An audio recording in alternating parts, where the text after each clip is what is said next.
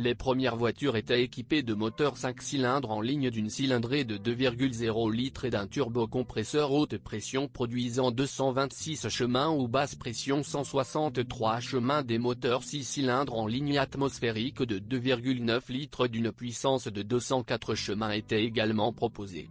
ETB avec 2 turbocompresseurs de 272 chemins. Cette dernière, équipée d'une transmission automatique Jartronic à 4 rapports, avec mode de changement de vitesse manuel, a été produite jusqu'en 2005. En 1999, sont apparus les moteurs essence R5 de 2,4 litres, 140 et 170 chevaux, qui sont devenus les plus utilisés, ainsi que le turbodiesel de 2,5 litres, 140 chevaux, qui n'était pas particulièrement populaire, mais qui, après modernisation, a pris racine au 70e série. Tous les moteurs étaient proposés avec des transmissions manuelles à 5 vitesses ou automatiques à 4 vitesses.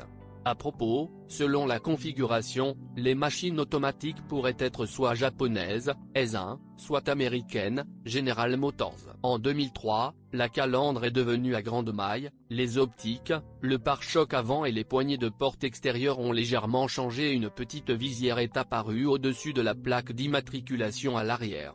Il y a plus de chrome dans les garnitures intérieures et les instruments ont un bord brillant. Un nouveau moteur à essence R5 d'une cylindrée de 2,5 litres, 208 chevaux, avec un système de calage variable des soupapes est apparu dans la gamme de moteurs. Elle était proposée avec une transmission manuelle à 5 vitesses ou une nouvelle transmission automatique. Sur les versions à transmission intégrale apparues à la même époque, ainsi que sur la S80 après 2005, seul ce moteur était installé. Depuis 2003, la S80 est équipée d'une direction assistée fournissant une force variable ZF et, sur demande, du système de contrôle actif du châssis forcé. Il permettait de sélectionner le mode de fonctionnement de la suspension confort ou sport, ainsi que d'ajuster automatiquement la rigidité des amortisseurs en fonction des conditions routières. Toutes ces merveilles technologiques ne représentent que la moitié de la bataille sans un intérieur confortable et bien équipé. À l'intérieur, le S80 est réalisé avec non moins de minutie. Il n'y a pas de mauvaise configuration. La qualité des matériaux et de la fabrication est très élevée. L'intérieur en cuir et les inserts en bois, notamment sur les voitures post-restylage, sont la règle plutôt que l'exception. L'ensemble pleine puissance comprend, en plus de l'ensemble standard, des sièges chauffants et réglables électriquement. Un climat séparé est également inclus dans la base. Il existe souvent des configurations avec un système audio avancé, un téléphone intégré, un toit ouvrant électrique et des phares au xénon. La version luxe de l'exécutive, en plus de 2 sièges arrière séparés avec amortissement supplémentaire, était équipée d'un panneau de climatisation, d'une radio, d'un DVD, d'un réfrigérateur, d'un système de navigation. Il prévoit des modifications blindées personnalisées et 4 niveaux de protection jusqu'au plus élevé, B6+. Ces voitures étaient utilisées dans les garages gouvernementaux de différents pays. Par exemple, en Israël, la marque Volvo est une marque de cours depuis 40 ans. Dans quelle mesure une voiture aussi sophistiquée est-elle fiable et coûteuse entre les mains du deuxième propriétaire et des suivants? Le S80 a une plus grande marge de sécurité.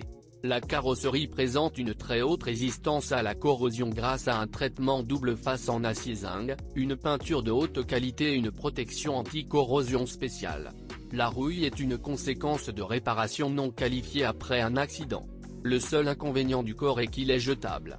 En cas d'accident grave, la restauration de la géométrie endommagée s'avère souvent excessivement coûteuse. Les moteurs atmosphériques durent plus de 300 000 km. Les gonflables sont également fiables, mais les turbines durent 150 à 200 000 km. La capacité de survie des éléments de suspension est moyenne. Tous les 100 000 km, tous les amortisseurs doivent être remplacés. À 60 000 à 80 000 km, les blocs silencieux des bras de suspension avant s'usent et à 100 000 à 120 000 km, les rotules.